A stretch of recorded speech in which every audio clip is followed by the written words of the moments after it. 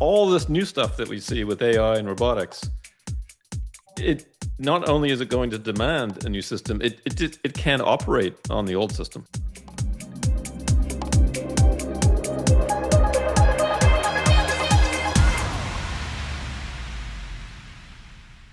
Well, hey everyone, welcome into Pushing the Limits. Today, I'm super excited to have my friend Cern back on the show. Welcome to the show. You're a repeat offender. Hi, Lisa. It's great to be back. Thanks for having me. Fellow Kiwi. I'm claiming you as a Kiwi. You started life here, so why not? Um, yeah, and Cern, you were very popular when you were on the show last time, and that one got a lot of views, and a lot of people appreciate your insights as a chartered financial analyst and someone who's really specialised in some of the disruptive technologies that are out there and disruptive companies. And so I wanted to get you back on because there's a lot happened since then and now. And we had a couple of sessions. We talked about Bitcoin. We had one whole presentation, which please go and watch that if you haven't, on Bitcoin, why Bitcoin. And then we did one on Tesla. And today I thought we'd mix it up with a bit of Bitcoin, Tesla, and a little bit on strategy, previously MicroStrategy, and just talk about where you think this whole AI stuff's going. Is there a bubble? Is there not a bubble? There's just this constantly bubble, not bubble talk. But I thought we'd start off with Tesla. You went to the meeting recently. Tell us a little bit about that, and what was that for an experience? That would be pretty cool. Well, it was a pretty amazing experience, Lisa. First of all, to see Gigafactory Texas up close and personal and actually get a factory tour was something really special. Yeah. One of the things that really struck me with the factory tour was how clean it was, how quiet it was, and just how clever that they've put the factory floor together. There were Model Ys. We started at the end of the assembly line where the Model Ys drive themselves out of the factory. No human drivers. The cars just drive themselves out. All right, so we started there, and we kind of worked backwards a little bit along the production line. But at one point, there were cars in front of me, behind me, either side of me, and above me. Wow. I mean, it's just amazing how these vehicles kind of weave through the factory and get built. Um, there's a they have their own paint shop in the factory, of course, right? And so they paint the vehicles, and it's my understanding that it's about a 24-hour drying and cure process. Mhm. Right. So depending on how many vehicles they're making per day, you can imagine that like up in the attic of the factory is all these cars that have been painted that are just waiting to be put together. Wow. Didn't get to see that, but that would be kind of interesting to see. And then from there, we walked down the Cybertruck line, which is a very different process. And we also got to see at the end as well, sort of a conception of how they're going to put this new Cybercab together. And basically, it'll be built in four different pieces. And then it'll all come together at once. The four Hmm. pieces just kind of pushed Wow. together. Yep. Right. And so no longer do you have to move the shell of a car all around the factory to add parts to it. You put the two sides together, you put the front, you put the back together. Right. So you're moving a lot less mass around the factory. So it really is going to be a game changer. As it stands right now in Shanghai, I believe they're making a Model Y about every 35 seconds, Yeah. maybe 40 seconds. Hmm. Elon's talking about getting the Cybercab down to 10 seconds and maybe even every 5 seconds. Yeah, it's insane. Right. Like a car every 5 seconds at a one point. Yeah. And so just being on the factory tour and seeing what I saw, they're already at state of the art with how they produce vehicles now. Mm-hmm. Right. And they're looking to really extend that, almost by a factor of 10, but not quite. It's just phenomenal. And I think most people just don't appreciate what an amazing manufacturing company Tesla is. Yeah. Right. We know them as a car company. They also manufacture these big battery storage devices and do so quite efficiently in both the US and China now. But we're going to see them start to manufacture robots at some point in the not Hmm. too distant future. And Elon was talking about in California, they're going to build a 1 million annual capacity robot manufacturing line. That sounds like a lot. And then at Giga Texas, he's going to build a 10 million annual capacity line. And then he was talking about, I'm not sure where I'm going to put the 100 million annual capacity line. Right. You're going to need a big factory for that one. And then he also kind of joked about one day needing a billion annual capacity production facility or facilities. So he's got some big plans. Some long-term vision, that's for sure. He's always like, Yeah. 20 years ahead in the future from where the average human being is. And you, when we talked about Tesla last time, and the reason we're talking about Tesla is it is one of the most interesting companies in the world because of the integration of everything. A lot of people think of it as a car company, and yeah, it is that, but it's also a AI company. It's a data collection. It's robo-taxis. It's Optimus. It's robo-trucks. It's Cybertrucks. It's megapacks. It's in future perhaps lithium production plants or semiconductor production plants. There's just a vertical integration into the stack that it is mind-blowing once you see it and once you sort of understand it. And that's just the Tesla part of Musk Industries, as we've talked about before. Yeah. You've got your SpaceX and your XAI and X and all of these other the Boring Company and Neuralink and all the other sort of things. And the interconnectedness, the collagen that keeps it all sort of connected, even though they're separate companies and the vision, like the visionary leader behind it, obviously, just phenomenal. How do you see the future of Tesla? Like you've been, and you were also at the meeting. You also know the results of the shareholder meeting and all of that sort of stuff. What were your takeaways from the vote that went through, and what happened from that, and then the meeting that you were at as well, where you got to hear Elon actually speak? Yeah.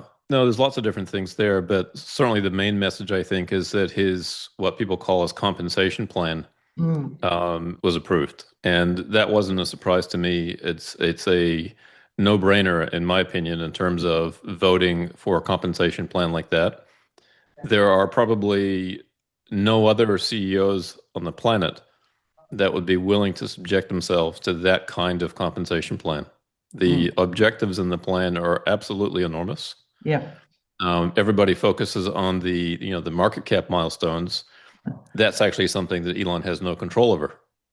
But there's some operational milestones that he has control over, and some of them are pretty staggering. Not the least of which is the 400 billion in earnings. That is a staggering amount of money for a company to earn. And so for Elon to receive, all of his plan, he's going to have to reach that level, and that's going to be essentially moving heaven and earth to get there. Mm. Doing the Um, impossible, pretty much. doing the impossible. And again, there's no other CEO on the planet, I think, that would subject themselves to that kind of plan. But the beautiful thing is that Elon, I think, is energized by this, Hmm. and that for he now has a clear pathway to not getting the compensation that he desires. It's really more about making sure Mm. that if he's going to build this robot army, that some investors couldn't just remove him from the company that That's a easily, danger. Yeah. right? Mm. And he's trying to get to 25% ownership of Tesla. And even at that level, there's no guarantee he can't be removed. And he's always Mm. said that I want enough control to make it difficult to remove me, but not so much that you can't remove me should I start doing crazy things. Right. And so that's nice. Now that plan is now in place. Hmm. And so the die is cast. He's now super focused on getting, meeting the results of that plan. In addition to that, he's been talking about some other crazy ideas lately, and you just mentioned one of them is building their own semiconductor manufacturing facility. Mm. This is staggering when you think about it. Elon is now telling us that the world's largest semiconductor manufacturing companies, TSMC and Samsung, Hmm. they'll be It's just producing enough. these chips in 4 factories around the world, and it's not going to be enough. Mm.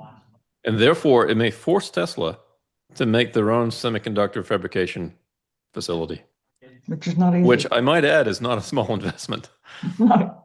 right? It's Was going to it 50 be, billion or something? Something yeah, right. It crazy? could be Yeah. $100 billion to Yeah. ultimately build the one he needs. Wow. Wow. Right. So that part of it is enormous. And then the other thing that we have learned, Elon is clearly thinking about putting AI data centers in space. Yeah, I heard that one. He's come to the conclusion that we're not going to be able to generate enough energy on Earth to meet the needs of the AI data centers that he envisions building. Hmm. And he used the example in the United States about it's about 460 gigawatt hours of energy produced a year, and he thinks that they'll need about 100 gigawatt hours for AI. And so he said, we're not going to be able to build that. That's such a massive increase in energy generation capacity. Good luck building that on Earth. Now, he said, wouldn't it be handy if I had a rocket company? Right. And so with Wonder if SpaceX, he planned that out. right? Yeah. And Wonder there's if he only thought one that other one. human on Earth that has any chance at meeting that, and that's Jeff Yeah, Bezos. yeah, But, and he did that well right. last week, didn't he? Yeah. Yeah, And so, I'm not sure that Jeff really has the aspirations to do that. Or perhaps he has the aspirations, but I just don't know that he can move at the speed that Elon moves at. yeah, yeah. He's too busy running around on yachts and things, probably. Yeah. Whereas, Elon's sort of like 16 hours a day. I listened to an interview with one of the people that, was in his very tight 20-person team that he has around him, basically doing all the things every day. And he said, the speed, the amount of work that he does, like he would have, one-on-one meetings with him at midnight and 1 o'clock in the morning and on the daily. That he's just Yeah. constantly working, and then he's on to the next set of companies the next day, and the next set of companies the next day. Like it's just this was a young man, and he said, I can't go, I couldn't keep up with him. It was really, tough to just be able to keep up with him, but he's got a very focused, immediate team around him that really know him and can, Mm. only escalate what he, needs to know about, and that can really, know how he thinks and what he wants done and execute on those plans. So he's got a very top team around him that enables him to do that. Plus, he's absolutely dedicated to the whole mission. It's Um, it's interesting, Lisa, because when I reflect on that, I think back to my competitive running days, and I mhm. think you can probably relate to this as well. Yeah, You're training for an event, right? And you're solely focused on this event, and you dedicate your life to it, and you get up at whatever time of the morning you need to get up to get the work done to train for it, yeah. right? But then that event is over, and you probably shut down for a while. You need to rest and Recover. recuperate. Yeah. Right. Elon's not doing that. He's operating at that intensity all the time and Mm. has done so now for years. Yeah. And he shows no sign of slowing down. Lately, we've been hearing about how he's been designing the new AI 5 and AI 6 chips. And he's personally had his hand in doing that. It's not like he just delegates this to a team of people. Elon mentioned that he can see in his mind the design of the chip. He Wow. dreams about it, right? He could sketch on a piece of paper. So he is involved in every single detail. And again, I think that makes him very unique. Yeah, and just the size of the brain, the capacity to understand all of this Yeah. complexity. I mean, like his business is the most complex thing that you could, like this is at the cutting edge of every aspect of the world, and he's across them all. That it absolutely blows my mind. And then you have to withstand the attacks from the media and the attacks, which we can get into later about MicroStrategy is the other one I wanted to talk to you a little bit later. Another Hmm. visionary leader with Michael Saylor. That it seems like tall poppy syndrome, which is well and alive here in New Zealand, and we often talk about it. Anybody puts their head above the parapet gets it shot off, and it seems to be that's a worldwide phenomenon. The people that are doing extraordinary things are going to be, especially, because they're in disruptive industries that are disrupting the incumbents, that are pushing the world forward, that are pushing technology forward. And, this is not, to be pro Elon or whatever, but you do have to recognize that. I mean, this guy for the last, what is it, 30 years has made $1 billion company, something like every 6 months. It's just, you have to Yeah. take your hat off to that. You have to acknowledge the incredible, and the attacks that you have to withstand to go through that. I don't know how he does that. I couldn't personally go anywhere near the near that. But yeah, I think that's quite incredible. Absolutely incredible. I found it very interesting with this whole debate around his compensation plan. Hmm. that people would sort of try to knock it down by saying we should not pay any human being $1 trillion.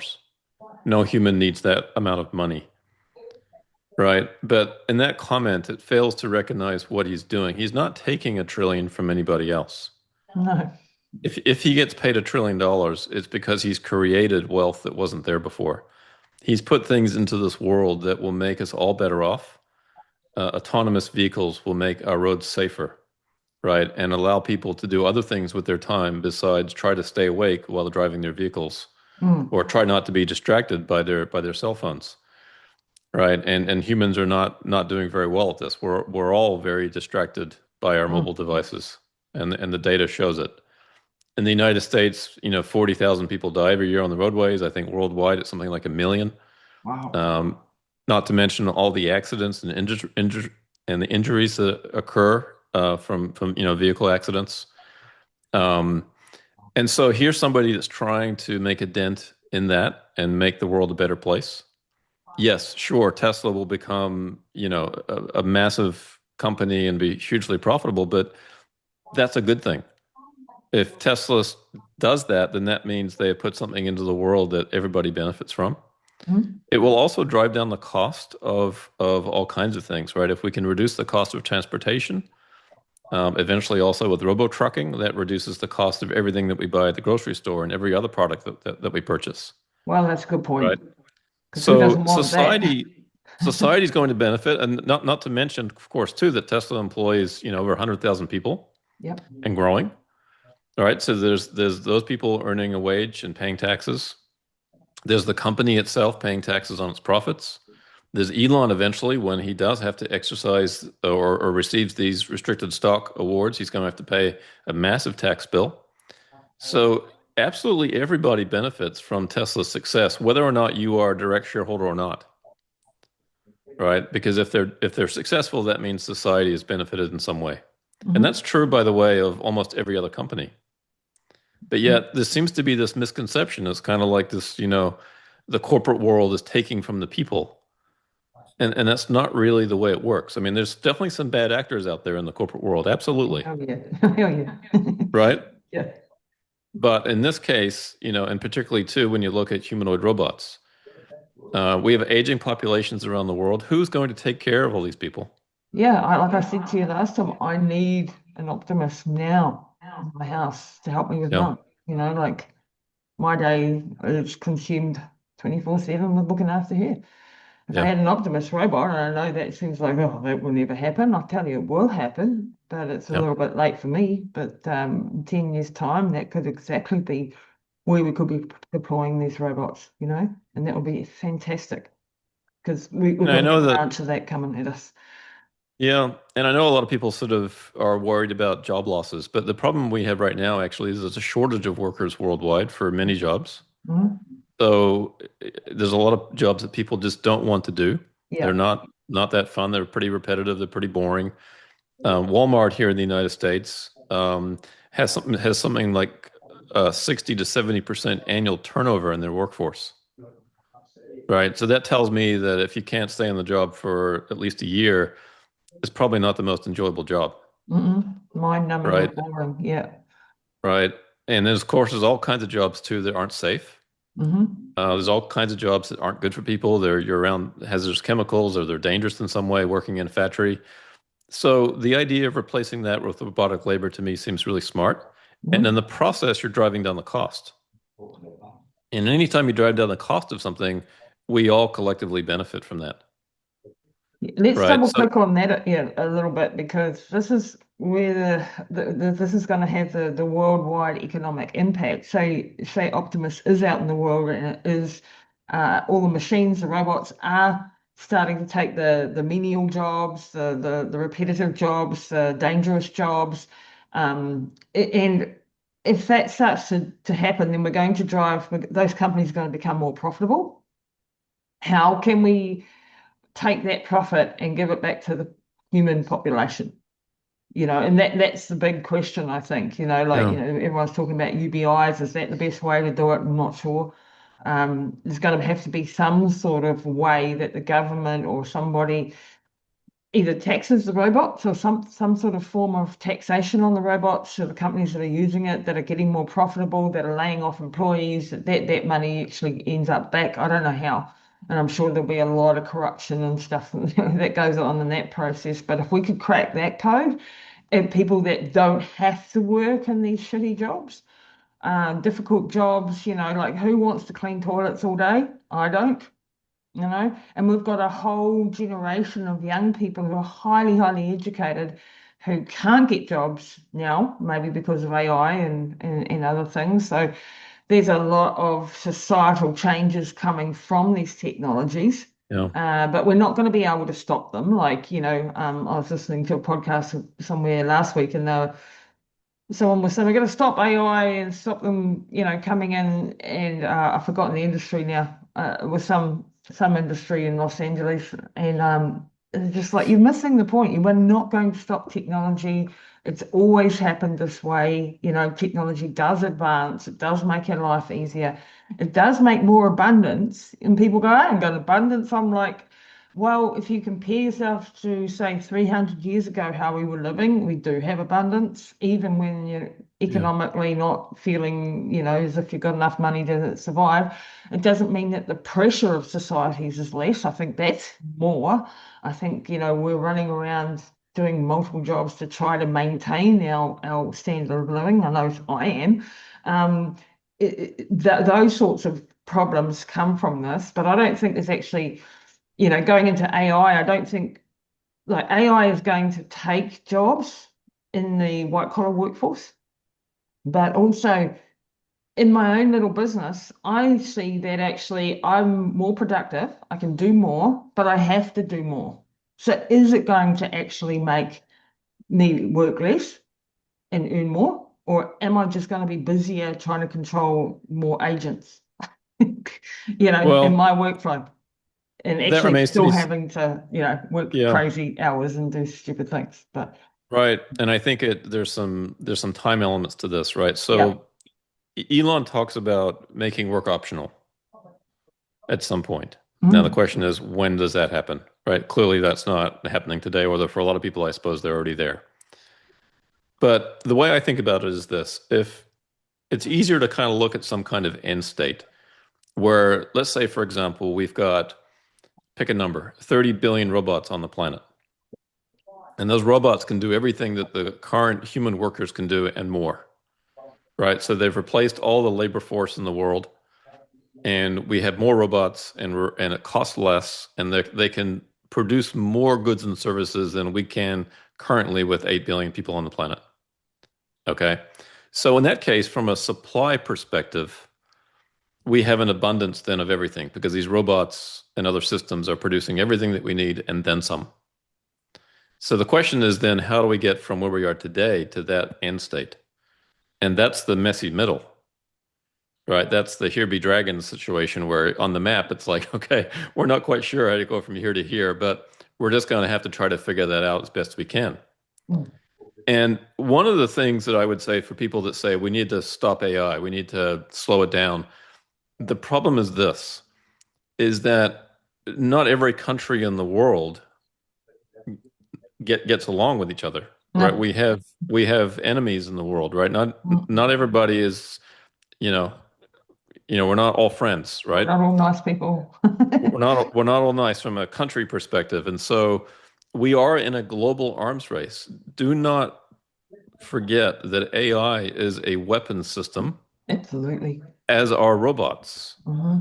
right? All these technologies can be weaponized in some format, unfortunately, but that's just the nature of it, right? The good that came out of, nuclear technologies, it's created all kinds of great things. Hmm. The negative is that we can annihilate the globe multiple times over, Yeah. right? And it's a race to see who can get the technologies first. And unfortunately, that's the case here. And so the idea of slowing it down, and Elon was in this camp. For years, Mm. he wanted to slow it down. And then he realized that this is not what you have to do. You actually have to accelerate. We have to make sure that we win this battle. And that's just an unfortunate thing. It's just reality. And so I think if people look at it through that lens, then it's just a matter of then making sure that we create AI systems that are the best they can possibly be for humanity. Yeah, that And have this, got guardrails somehow. well, yeah, and this for me is where it sort of ties into why did Elon purchase Twitter, Mm, mm, right? And Elon talks about the importance of an AI system being a maximally truth-seeking system, mhm. right? And here you have Twitter, which is kind of a global town square of sorts. And prior managers of Twitter were, you know, silencing people Yep. and it Shadow wasn't free banning. speech, No, right? no. And people have accused Elon of doing that, although again, the code, the algorithm is publicly available. People can look at it in terms of how it operates now. That wasn't the case before. So that to me makes sense now because if you have an AI system that is somehow sort of controlling what people see, what people have access to, what people think, that is quite dangerous because then that means that somebody somewhere is then in control of that, Yeah, it's called right? mainstream media. Yeah, It has been up until now, right. until recently, and that's a dangerous. Whoever controls the narrative controls the people Yeah, because they control what they see, and we saw it really really strongly during the COVID crisis. And yeah. I mean, I was listening to Elon last week, and he was saying the other social media companies are still shadow banning, are still controlling, are still censoring. And I know it. This YouTube, if I try to promote this and get more views, we'll get banned. They'll allow it to go on the free channel, but they will not let you advertise to it. Yeah. If I talk about certain medical procedures or anything like that, that will get blocked. Absolutely get blocked. So, Mhm. we have other alternatives now like Rumble or X where we can actually talk openly and have open debate. That's all I want is the freedom of speech. And X has preserved that. And, unfortunately, a lot of the others haven't taken that cue that we shouldn't be controlling what's seen.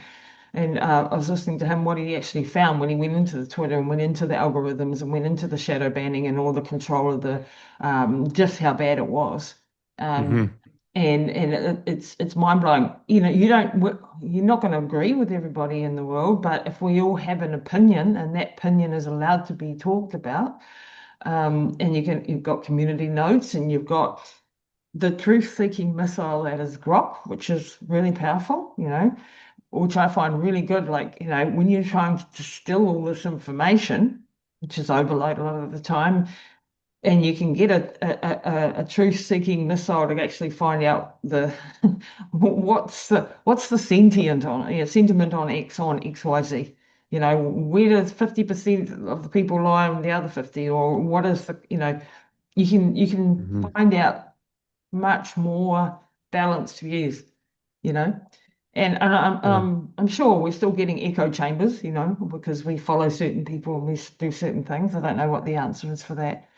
But freedom of speech is absolutely crucial that he bought Twitter. I can't, I hate to think we would be if he hadn't. Yeah, and it's also interesting too because now it has the added benefit of these AI systems need a lot of data to train on. Yeah, And now he has, ownership the of data. the Yep. data, Yeah, yeah, yeah, right? yeah, And that's absolutely. proving to be very important. Yeah, absolutely. No, so from a investor's perspective, because we're about self-sovereignty and health and wealth, and Tesla is one of my main companies that I'm, very interested in and invested in. Um, and thanks a lot to your work actually is what really made me aware of just how big the total addressable market is for things like Optimus and Robotaxi and where this is going to go. Where are we going soon? And what is the outlook looking now that all of these key things have happened and the votes have gone through and where do you see the company Mhm. going now? Is it all full steam ahead? Now we haven't got the political sort of dramas that we had a few months ago with Elon being in the White House and all of that sort of jazz. Do you see anything good on the horizon as far as where Tesla's heading to next? Oh, I think there's a lot of good things on the horizon for Tesla. Certainly the one that's right in front of us right now is the FSD autonomous Mm-hmm. driving system. Mm-hmm. I have the We've latest got version it of this. down here. In New Yeah, Zealand, and I that's know because I haven't got a fantastic. Tesla yet, but Yeah, it's in New Zealand. It's crazy. there's Cool. folks in Europe that are suffering because of that, but Yeah, they um, haven't. yeah. And that software has gotten remarkably good. My truck now, at the push of a button, backs itself out of my garage, takes me to my destination, parks, drives me home, pulls into my garage. Like I literally don't have to do anything anymore. Wow. It's amazing. Now, of course, it's not perfect. Of course, there are going to be issues, and they will never really be done with the software. They will always be improving it. Hmm. But there comes a time, there comes a point when the software is provably better than the average human driver. Yeah. It's provably twice as good as the average human driver, and then eventually 10 times and 20 times and so on.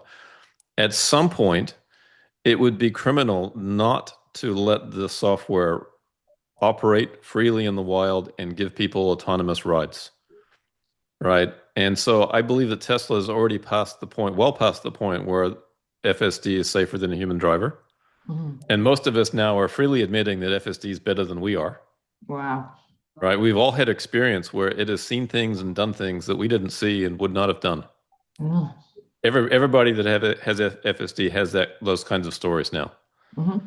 And so we're on the cusp then of releasing this into the wild en masse, right? And that will be a profound change in the world in terms of reduce accidents, deaths, injuries, but also you're going to drive down the cost of transportation. So everything that we buy has an embedded transportation cost in it, right? Because when you buy something, it's been made somewhere and it's shipped across the ocean, shipped across the country to where you purchased it. You had to go there yourself. It was probably transportation costs for you to go to the grocery store and get those items, whatever they were. And so if you can drive down the cost of all that over time, that makes everybody that much better off. Yeah. It frees up money in everybody's budget to buy other things or do other things with that, right? And so that's a good thing, Mm. right? And so for Tesla, we're on the cusp of that. I think that 2026 is a major year in that. And the only question now is how quickly can they ramp? Yeah. We're already seeing that they're going to be entering in multiple cities. And again, the question is how many vehicles can they apply to those cities? You know, at what rate? The factory's gearing up to make more vehicles, and eventually, starting in April next year, to make the Cybercab, which is a vehicle with no steering wheel, no brake pedal, no accelerator. Oh, already in April. So even if you Wow. want to drive it, you can't. You It's not a can't. car you can drive. It'll drive Oh, you. wow. Wow. Yeah. Um, and so they'll gear up and they'll start ramping up production throughout 2026 for that vehicle. In the United States, we need, I think, some better legislation to sort of nationally allow or approve autonomous driving. A Mm. number of states have already proactively done it, um, but it's kind of a patchwork of regulations. Mm. So it would be nice to have a national standard. I think it would make sense to have a national standard. Yeah. And the only question is how quickly can governments act? But the longer they drag their feet, the more people will die. Mm. It's that stark, Wow. right? Mm. And Tesla has the data now to prove it. They can show regulators exactly how the system is operating. Yeah, wasn't it 6 billion miles or something? Or Six and a 60 half billion? billion miles right now. 6.5 billion miles. Wow. Yeah. There's about 15 million miles a day, right, being driven on FSD right now. Amazing. And so that's Yeah. collecting all the data. And, Yeah. as soon as there is one accident, though, soon, are they going to go, we've got to ban it because somebody died? Um, do we ban trains when somebody fell off a train or fell in front of a train or had a train accident or a plane accident or, airplane crash?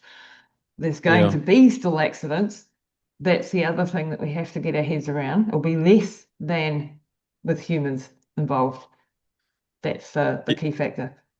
Yeah, and this is the weird thing about humans is we're not particularly rational when it comes to this. Mhm. Tesla will have the data on their side. Yes, they will be in time, given enough autonomous rides given, there will be accidents and injuries and deaths. Absolutely. But they'll be at a rate that's much lower than human drivers. Mm. And I would say provably so. Mhm. Right. But if we allow ourselves to ignore the data and if we allow ourselves to, be swayed by some crazy accident that could have happened anywhere and they do all the time, they just don't get publicized. mm, For some reason, as a society, we're okay with so many people dying on the roadways. And the reason is I think that we're okay with it is because there was no alternative. mm, mm, We had to get to work. The economy has to run. We have to accept a certain number of people dying. It's just the way it is. And we've kind of grown numb to that, mhm, right? But now we have an option. And also, and the same thing with the Optimus robot, which also is going to begin production next year, maybe more towards the latter half of the year. Um, we'll have a robot that will be, safer. It can replace the jobs of that some workers do that are very safe, they're very dangerous, right? mm, Make that a lot safer. There are a mhm. lot of people that are injured in the workplace every year. Yeah, my There are husband deaths as well, right? So recently. same Yep, thing. yep, Yeah. yep. Is a firefighter. I don't know if we'll be getting Optimus to fight fires in the next few years in New Zealand, but yeah, injured at work. Single boom, how nice. It's an absolute no-brainer for jobs like that, right? Yeah. And you still need firefighters perhaps, but don't put the firefighters right in the middle of the In the place. dangerous, yeah. I mean, at the Yeah. moment, they already stick, water things in and get the hell out. That's already a robot of sorts, right? Yeah. So we're already using a lot of these things. They just haven't taken the form of a humanoid. I've just had a friend Yeah. come back from China and he was just blown away by how advanced China is. I think Yeah. I mean, I think, like Tesla and the Optimus is probably, the most advanced, the robo taxis, the electric cars, the EVs. Um, nobody can really hold a candle to Tesla. And then people say, well, BYD and other Chinese, they may be producing even more.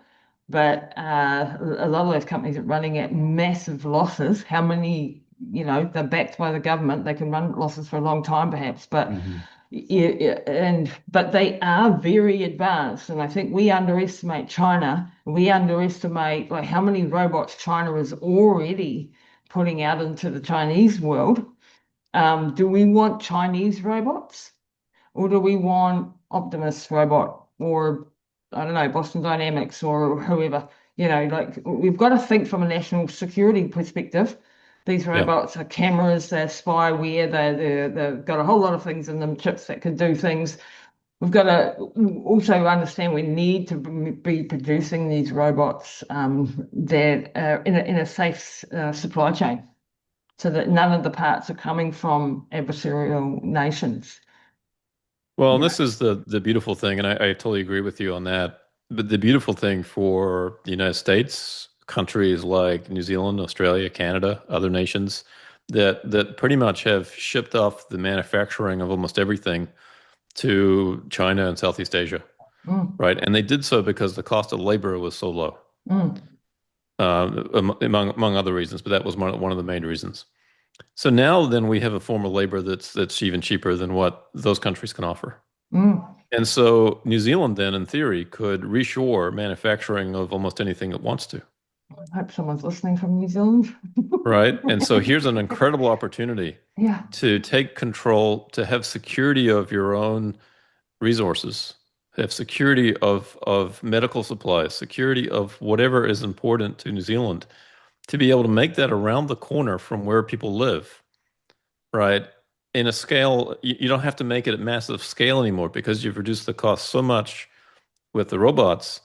Maybe the manufacturing process itself is more expensive, but the total cost perhaps is less.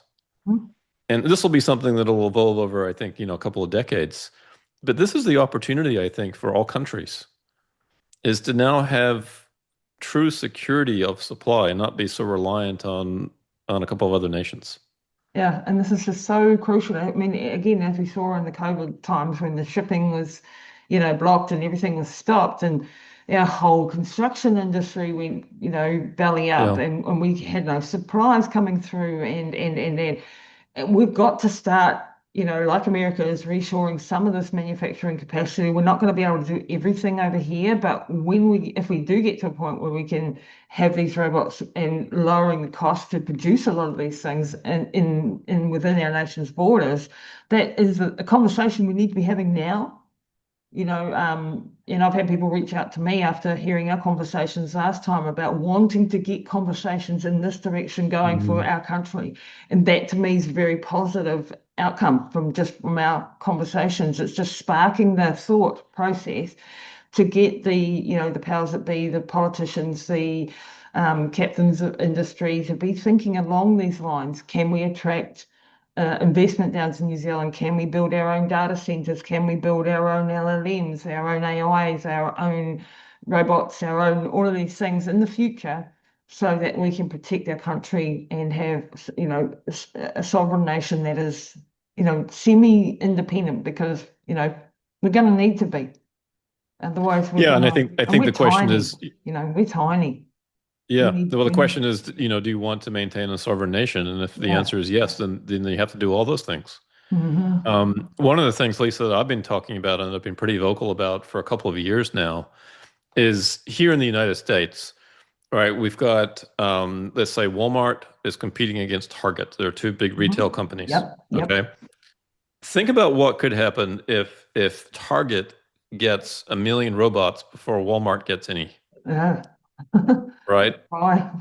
They can massively drive down the cost of the business. They don't have all the turnover that Walmart would have.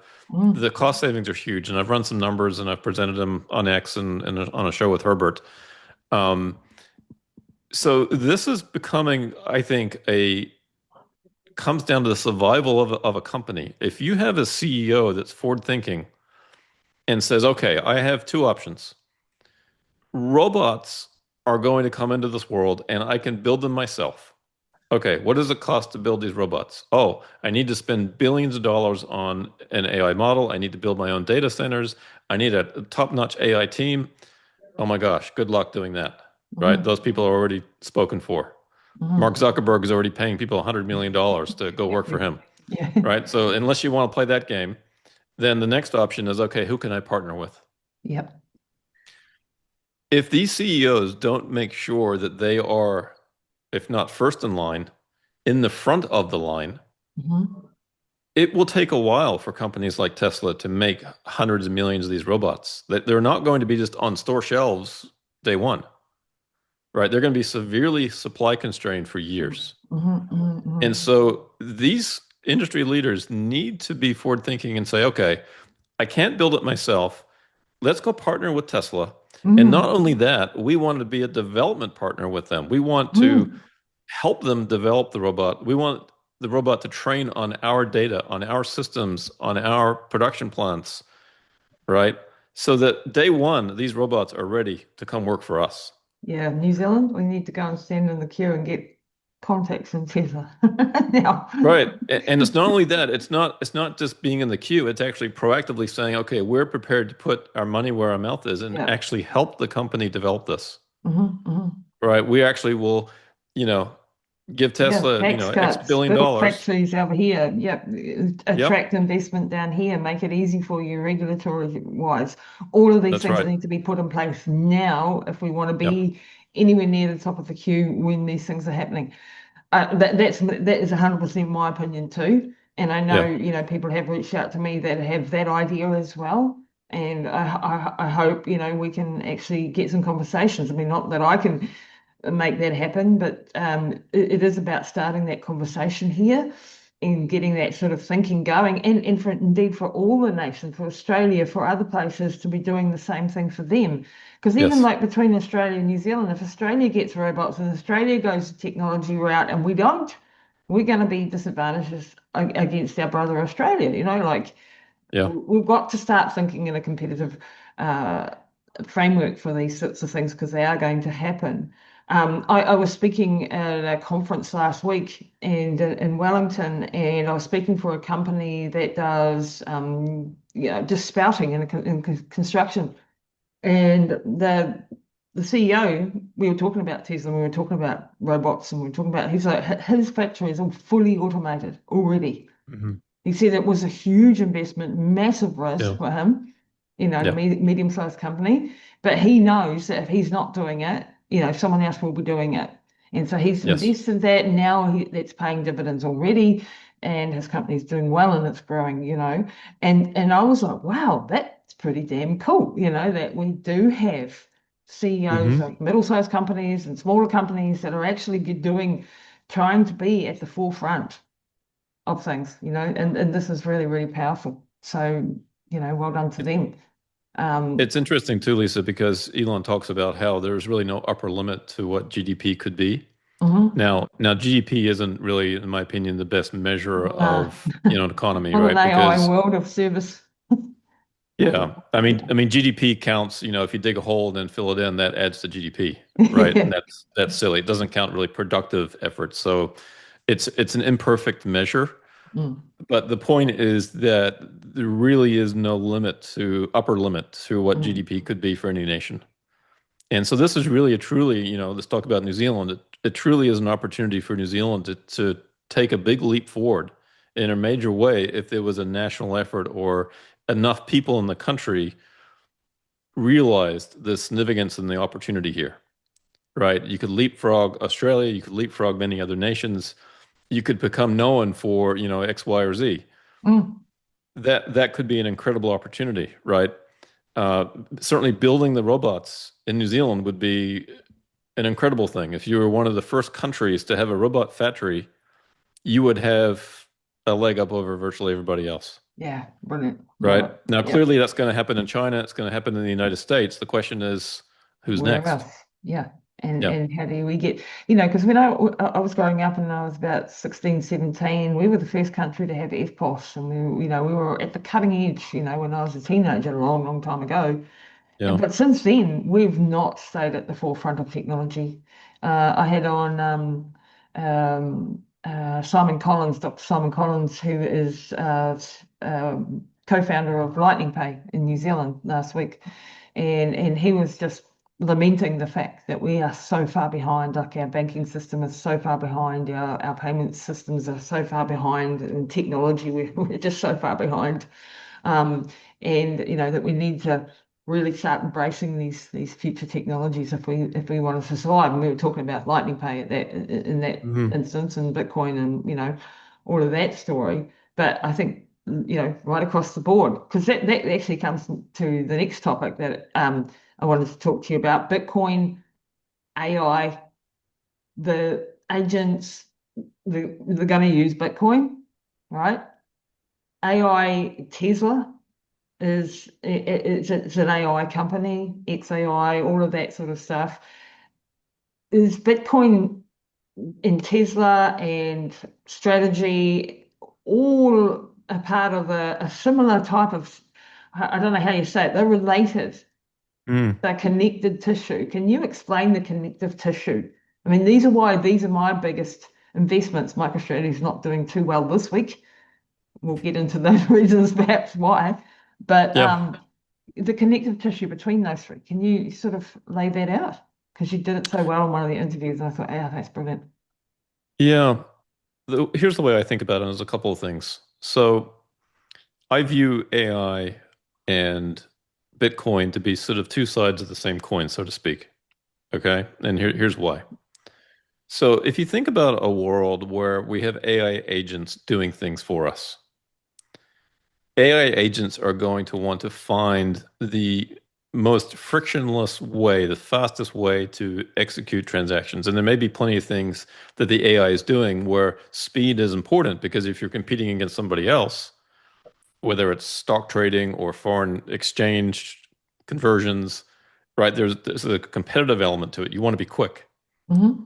So just like water finds the fastest way downhill, right? You can put up barriers, but the water is going to flow over, around, through whatever obstructions you have. Hmm. AI is going to do the same to the existing system that we have. Mm. That's one way to think about it, right? So AI is going to find whatever is the best system. Whatever system allows AI to convert $1 billion from US dollars to New Zealand dollars on a Sunday afternoon with no friction, AI is going to find that, Yeah. right? So that's sort of one way to think about it. Um, the other way I think it's important to think about is as Tesla puts all these products and services into the world, more and more of what we do is going to be powered by AI, right? We're going to take humans out of the loop in more and more things. So it's kind of silly to think that if we're creating a new system where humans are not in the loop, why is our monetary system that we have today going to persist? Yeah, I mean, It's not. You're yeah, not going to put a new system on top of an old system, yeah, right? So all this new stuff that we see with AI and robotics, it not only is it going to demand a new system, it can't operate on the old system, right? The issues that banks have and the things, yeah, the roadblocks that they put up. yeah. Here in the US, for example, we're still seeing that they're debanking people that are involved with Bitcoin, Mm-hmm. Yep. right? And that's fine. You can try to slow it down if you want, but ultimately AI is not going to stand for that, Yeah. right?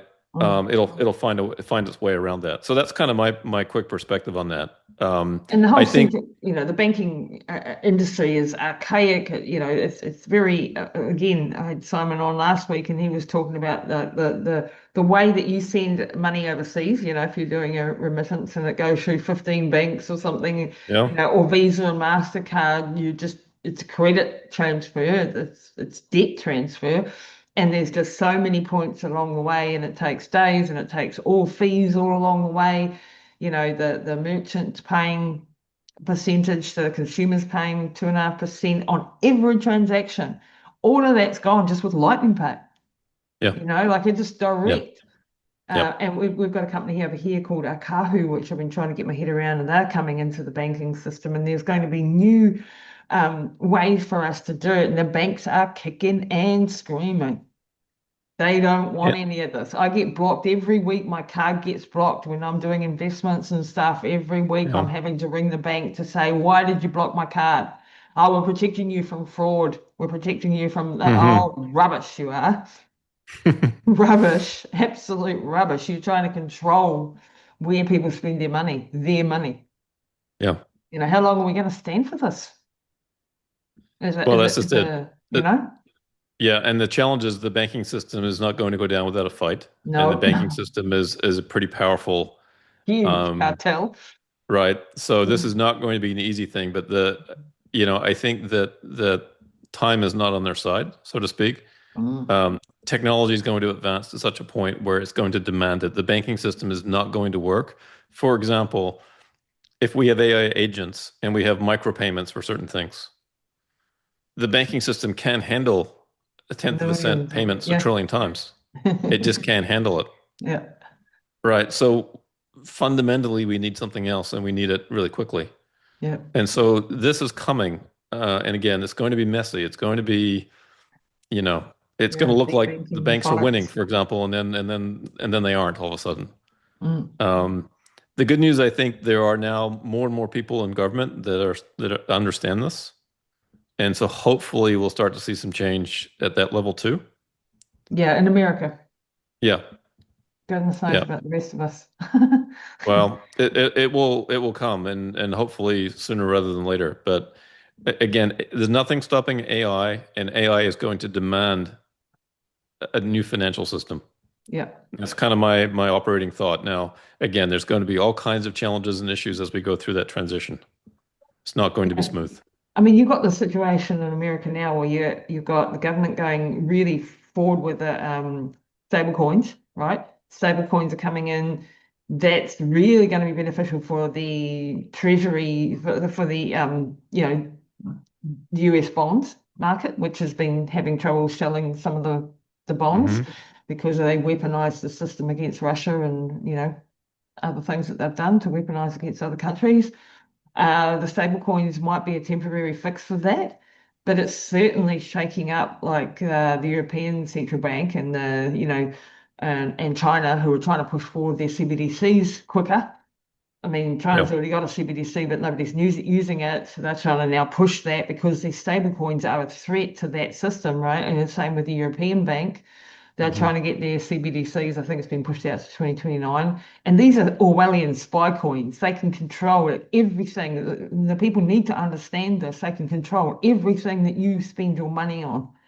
They That's can right. say, you're too fat, you can't buy chocolate biscuits. That's how, that sounds ridiculous, but that's exactly what they can do when you are in that central bank digital currency system.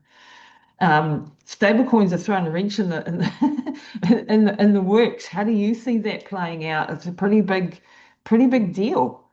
Um, and is it going to support the US government, you know, short term but not long term? Because is that going to cause, uh, sell off of dollars in other parts of the economy? How do you see it all playing out with stable coins? I'm still trying to get my head around it. Yeah, no, I think in the near term, I think they're important, and I think we're going to go through some years where it's going to be very messy, and there may be a crisis or two along the way. Mm, Um, Again, if we look out to some endpoint, Elon mentioned this actually at the annual shareholder meeting, and he said at some point, what is money? And basically, he said at some point, money really is just simply energy, energy, energy. right? Everything that we produce, good or service, has a certain amount of energy that's gone into it. And even the labor can be measured in calories, right? Or you can look at, kilowatt hours of actual electricity use. So it actually may make more sense to price everything in terms of energy. Hmm. And that also helps answer the question about what does that future look like when we have this robotic workforce, that we all may get some kind of allocation of energy. Instead of receiving money, we get energy and we can spend the energy in any way that we want, right? Energy content of food, energy content of a house, energy content of transportation, all that can be measured as energy. And eventually that may replace GDP as a measure of an economy, That's right? revolutionary thought right there, sir. There is no poor nation in the world that has a ton of energy and still poor, Yeah, yeah, right? So in yeah. the end, it's a global race to see who can produce the most energy. And if you can produce energy, then you can do all kinds of wonderful things with that energy, right? Mm, Build things, power AI, et cetera, et cetera. mm, mm, And so for me, that's kind of more like the end state that we're headed to. Again, that's still a little fuzzy as well. mhm. But to Elon's comment about, what is money one day, I think he's right about that. Well, what is And Bitcoin? I mean, proof of work. yeah, It's a store it's of energy, energy. store of energy. It's a store of energy that you can transfer over time. It Yes, doesn't lose its value over time. And that that's right. is why it's such a good store of it. That's why we, against the fiat currency system where you've got, drunken central bankers who are printing money like no tomorrow. Yeah, And, they're all just ledgers at the end of the day.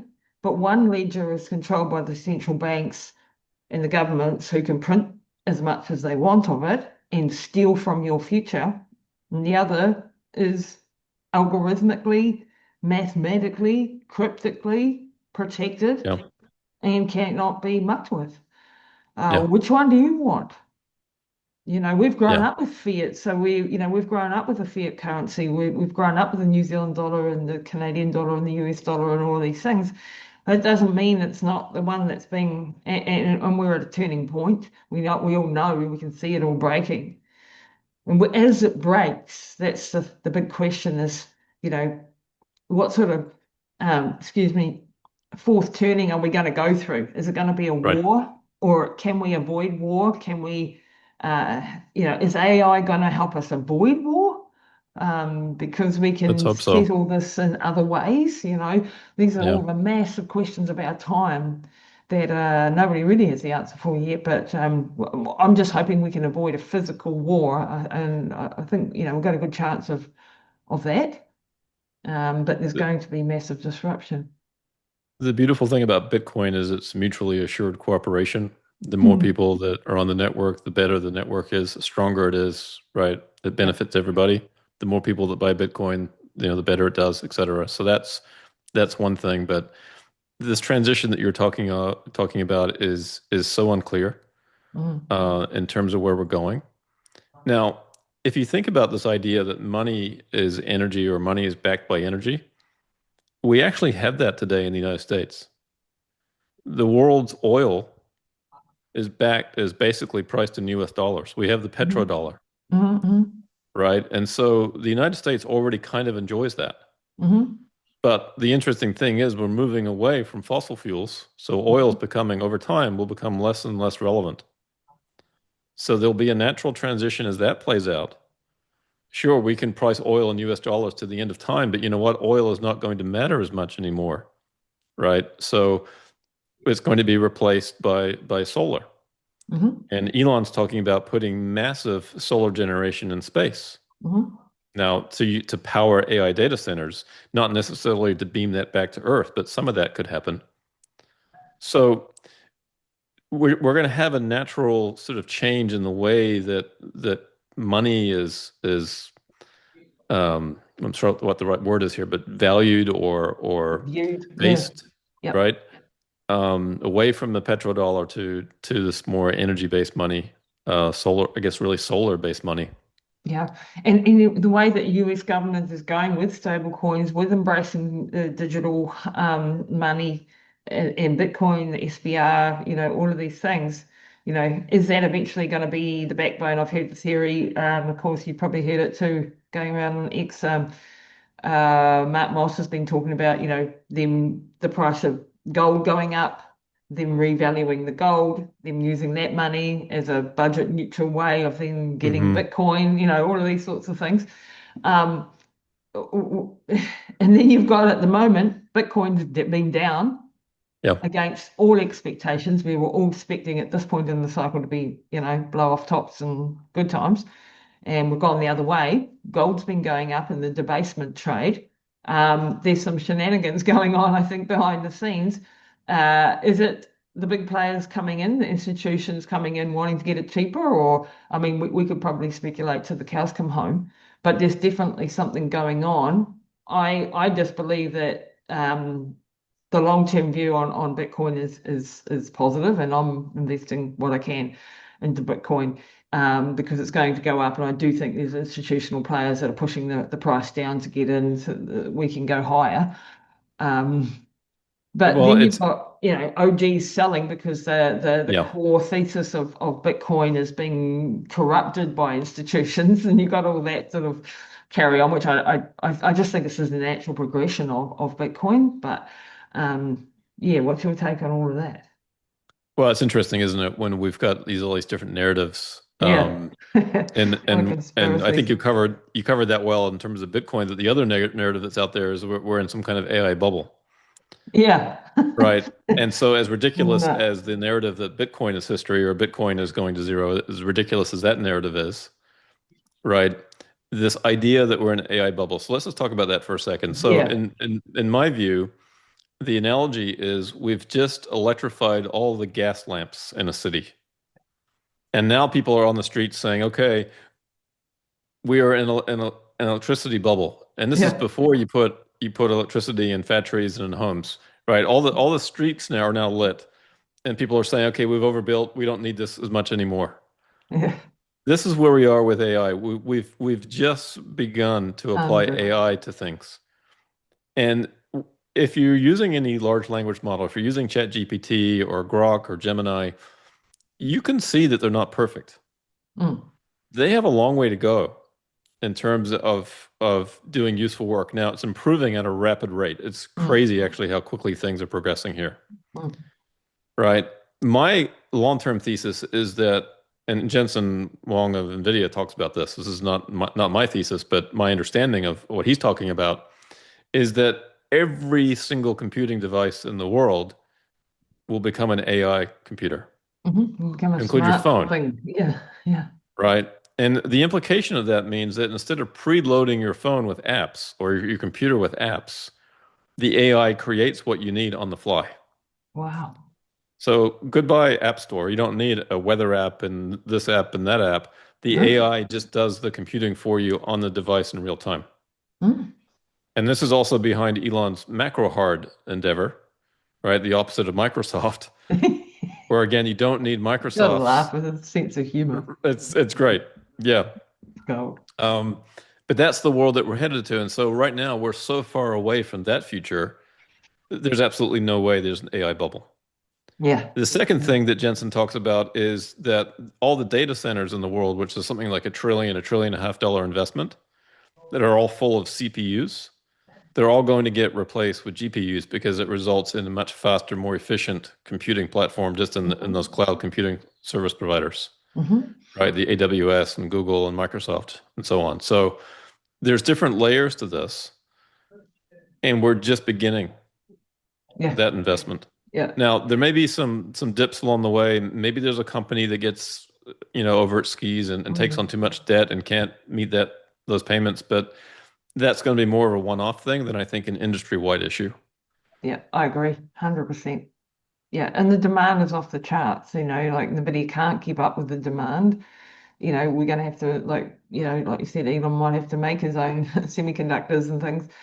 Um, Yeah. and the breakthroughs that are coming from AI, it is like that time when we got electric light bulbs, but then we had to build out the infrastructure for the entire world to have power lines, and all of that. So, and that's going to take huge capex. And a lot of those companies that, if you think even during the internet era, which people keep referring to, like, the dot-com bubble, it's different. We were way overvalued then. We're not as overvalued now. Hmm. And if you still think about the change that the internet had for humanity, it was huge. And it Hmm. did need a lot of investment. It just took time. Some companies went bust. The ones that were originally there are no longer there, and other people have taken, or other companies have taken their place. But at the end of the day, internet revolutionized our world, and this is the next exponential on that. And from, like my perspective in the health side of things, we're getting some pretty amazing breakthroughs coming. What looks like, oncology breakthroughs and cancer research and things that are probably in the next 18 months, which I'm super excited about. I hope the regulators don't stop it all and F it all up, for the want of a better, because I've seen them do that before. But hopefully, some of these breakthroughs that the AI is doing, because it's compressing timelines like no tomorrow, they can test millions of molecules against things. They can, do incredible Hmm. things. And we're this close. I think the pharmaceutical industry, the biotech industry next year is going to be a big narrative, and it's going to take off when they get a few of these breakthroughs, and we start to see some of these cancer drugs come online to clinical trials and things that would normally take 20 years happening in 18 months you know. So that's AI, and people are writing AI off as, oh, it spat out some hallucination or it did something Hmm. wrong here, but you're not seeing what the actual models can do behind the scenes, what the models that they're using for the science labs, they're not the ones that your consumers are seeing. Right. ChatGPT said behind the scenes models are just way better than what you're getting, because they're constrained by what? By compute and energy. Hmm. So we're not seeing the tip of the iceberg of what this thing can do, what AI can do. No, we're just scratching the surface. This has just begun. Yep. Um, some people say this is like the internet in, 1995 or 1996. I'm not even sure that's right. No, I think this is like the internet in bigger. like 1970. You know, Exactly. Yeah. it's It's going to go somewhere it's going to go massive. somewhere. And there will be capital expenditure done stupidly and over, and there will be, booms and busts within, sectors maybe, and even, single Hmm. companies. But the Mag 7 are all going for it, and I think they have to, because it's Yeah. existential for them if they don't. And it's gonna shake things up in the next few years. But Soon, the last thing I wanted to talk to you about, because I want to respect your time, because I love chatting to you and I could just talk for hours. But um, MicroStrategy previously. This is, for those who don't know, sort of a leverage play on Bitcoin. It's a way of having Bitcoin exposure, but it's in the last few years done really, really well. We've done well investing in MicroStrategy. Last couple of weeks have been very rocky. Hmm. You've also done presentations a couple of weeks ago on the One Chair pod about the preferred shares and what they are going to mean for the financial plumbing, the future financial plumbing of many, not just for this. This is a new product that Saylor's come up with that really, well, it's not even a new product, but he's using Bitcoin. That's the new part of it. Um, You've got the STRC, which is probably the most important one, STRF, STRD, what is it, all of those. Hmm. Strife and stretch, and yep, Yeah, stretch and all of that. yep. Can you just walk us through MicroStrategy or strategy, why these products are particularly interesting for people to invest in? Secondly, the rumors that, strategy's been attacked by JP Hmm. Morgan. Rumors, don't know, that they're trying to get them delisted off the MSCI index, which of course would put massive downward pressure on the price. It tends to, yeah, it seems to be like a yet another visionary leader being attacked. Hmm. Um, what's your take on MicroStrategy? Are you still bullish on the stock? Or sort of stay out and wait to see what this war turns out to be.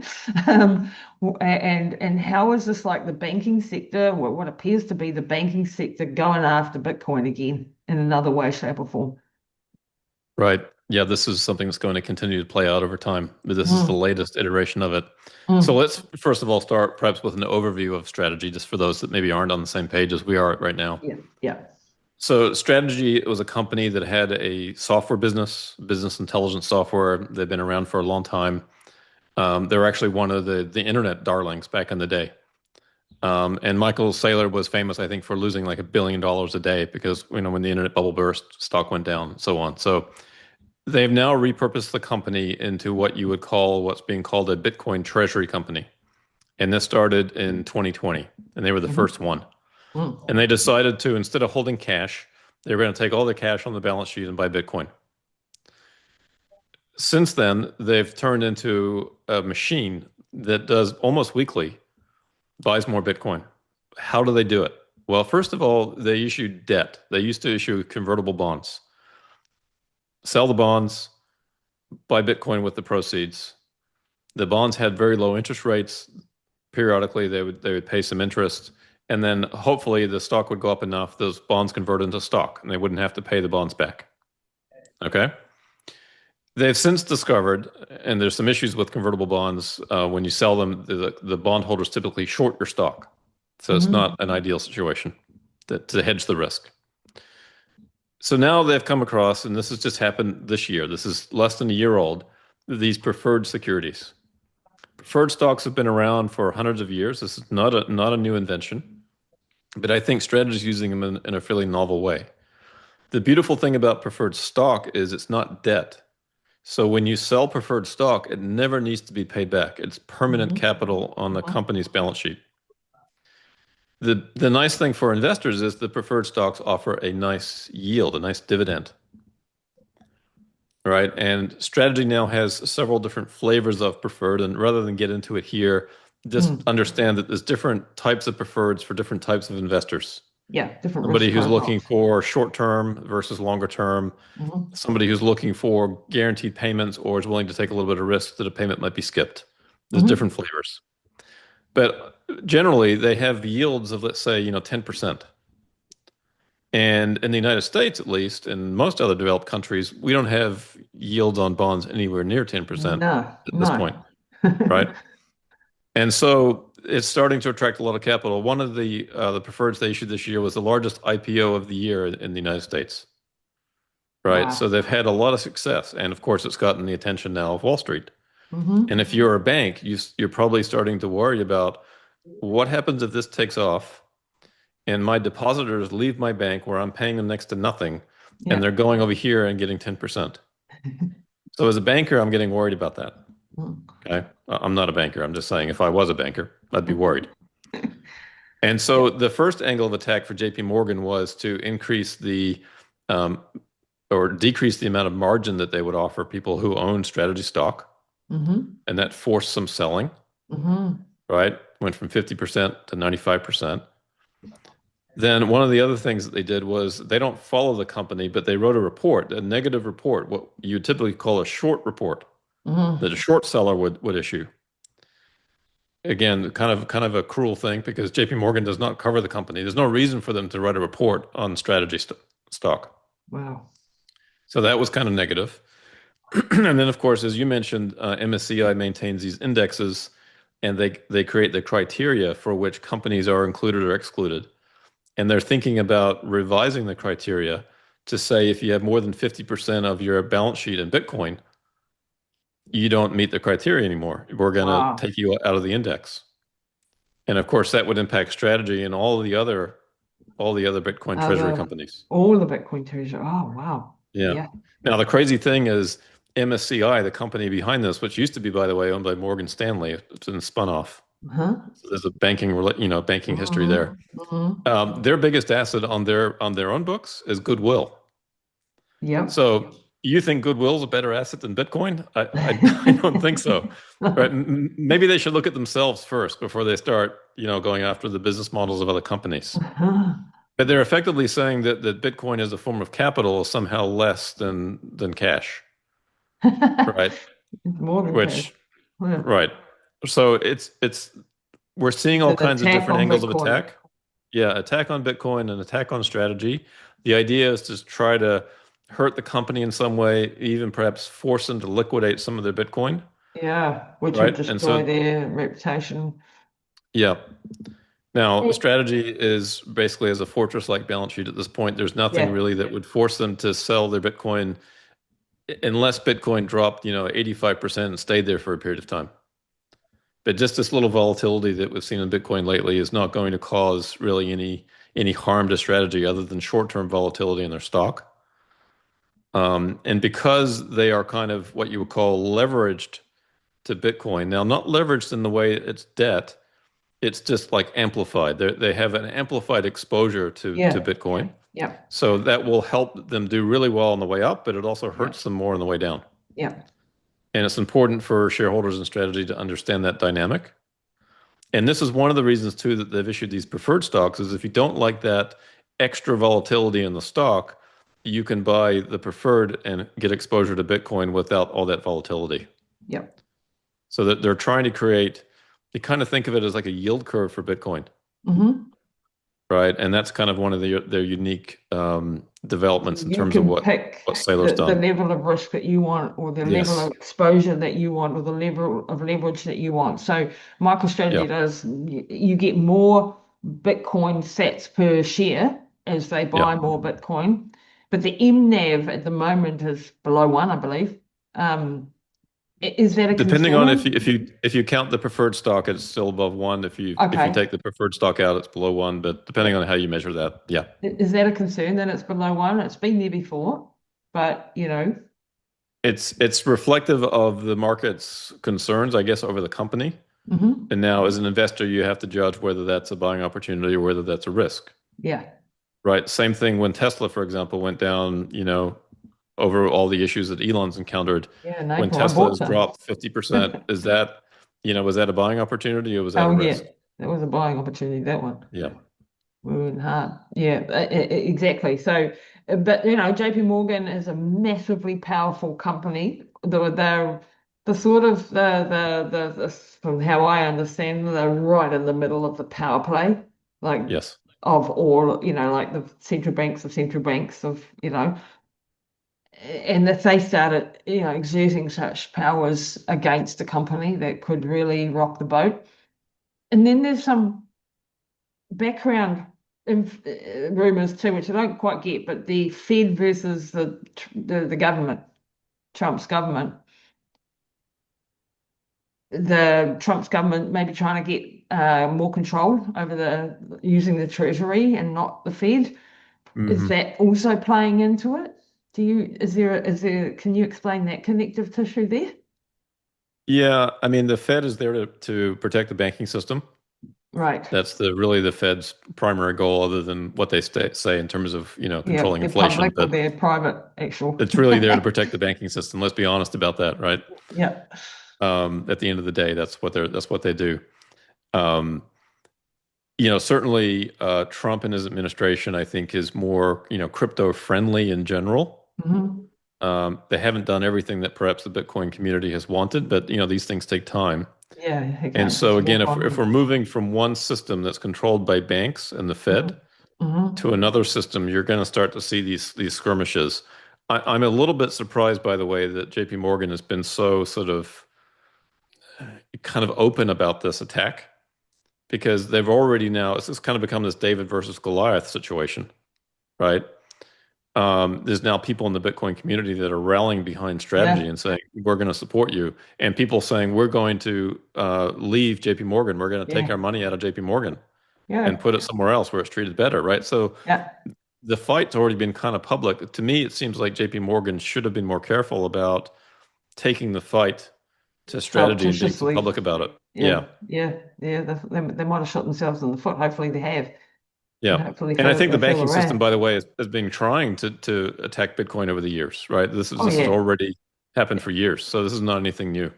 Yeah. Yep. Is there going to be a real massive change then in the way, like the Fed is already partly impotent, like it doesn't have as much power as it used to have.